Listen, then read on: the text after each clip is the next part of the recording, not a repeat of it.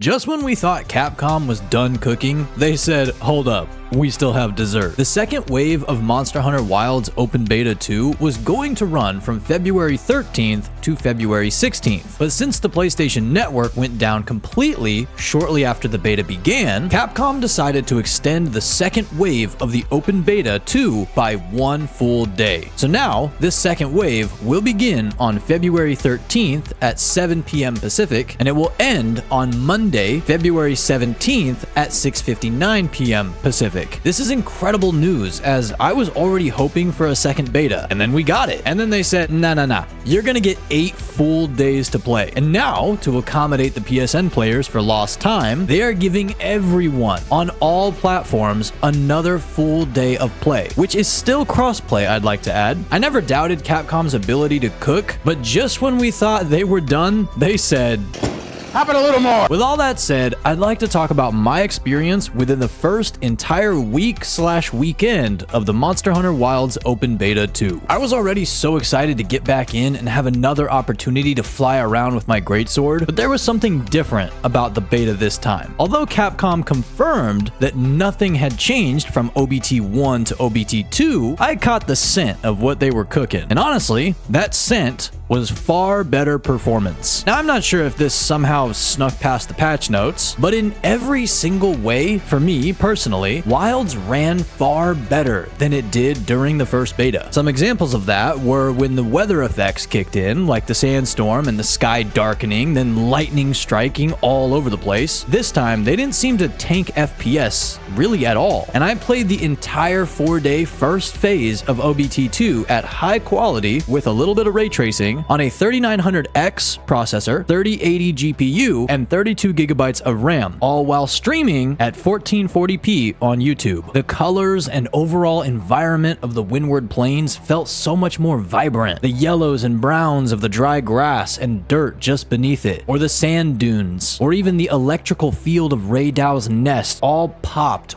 way more and had a fluid feeling to them during the high motion gameplay. Even the lighting effects on the blade of my greatsword shined and glistened just a little bit more. Now, yes, this is my experience. I know my experience isn't the same as everyone else, but I can confidently say all of the hate for OBT2 was so forced. Although not everyone has the same rig as me, either far better or slightly under, the game looked absolutely great. And with that said, I'm not saying OBT2 was bugless, because yes, it had bugs, but the hate just to hate made no sense. People claiming that Capcom is so washed and absolutely missed with this beta. But then again, all of this is coming from people on Twitter, so respectfully, I shouldn't expect much better. I'd like to talk about the new monster additions within OBT2, Gypceros and Arkveld. I stated in another video that I did expect another monster along with Gypceros, but I definitely was not thinking about the Big Daddy himself. And I'd like to say this fight was so fun. Now, I was surprised that as a quest, we were only given 20 minutes to beat him, but the 5 feints was nice. It's interesting too when I realized that if you start the quest on Arkveld from finding him out in the open world, you'd still get 20 minutes to beat or capture him, but this time only 3 feints. Although 20 minutes was definitely cutting it close, myself and a few friends were able to get him down with a few seconds left a couple of times, and we even managed to get him in a sub 14.5 minute hunt, which felt amazing as a group. Arkveld himself was such a unique monster, from his very Bambaro style fur to his woolly mammoth style tusks, and even his Viking horn and even TIE Fighter-esque roars. He doesn't like us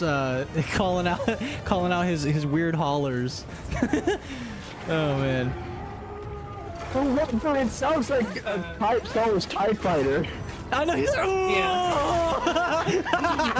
dude. We definitely got a kick out of that one. Although his backflip and chain slam combo carded me at least 8 times, I did get the hang of the timing eventually, but the thing that kept me in constant awe was his very Dragon Lord Placidusax or even Bale the Dread abilities. I got some really...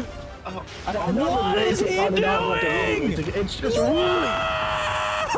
As for Gypceros, it was really cool to fight basically a Pookie that could stun you with a flash as well. And although I was expecting it, he did still kind of surprise me the first time he did his second wind after fainting. I'd say one of the only things I found very slightly annoying in OBT2 was how easy it was for the Sacred mount to bug out. And what I mean is if you just called Sacred and it was about to pick you up, but then you would hit a heal 1 second too soon, it would completely cancel Sacred. Or the times where I would hit the whistle multiple times before Sacred would even hear it. That's such a small gripe, and I know it'll be more ironed out on launch day. The only other thing I can think of was how complicated it seemed to get someone into a party. The search for lobby button not in the same place for everyone, or just not there at all, then some players joining a lobby fine, but others being forced to enter a code, and then random disconnects not from the lobby but from the link party, then a potential bug saying requirements to join not met. Definitely got tiring after 4 days. But again, this is something I know will be fixed on full launch, and possibly the only reason it happened so much during OBT2 was because they introduced private lobbies and solo play at the same time. During this first phase of OBT2, I smiled so much, laughed like crazy, got to hunt with so many awesome hunters that I either met that day or met back up with after a while. I just want to say thank you, Capcom. Monster Hunter is genuinely a game about community. Everyone coming together to take down one massive monster, or just go out on a session of exploring. I'm more than excited for this second wave of the open beta, and I will of course be streaming it every single day with open lobbies. So if you'd like to jump in, just head over to my live tab, and I'll be sure to drop that lobby code. Now, with all of this said, I'm more than interested in hearing what your experience was like, so please let me know in the comments down below. Your time is incredibly valuable, so thank you very much for spending any of it watching and or listening to me explain what the first phase of the second open beta was like for me. And I will catch you in the Windward Plains very soon. Have an awesome rest of your day, Hunter.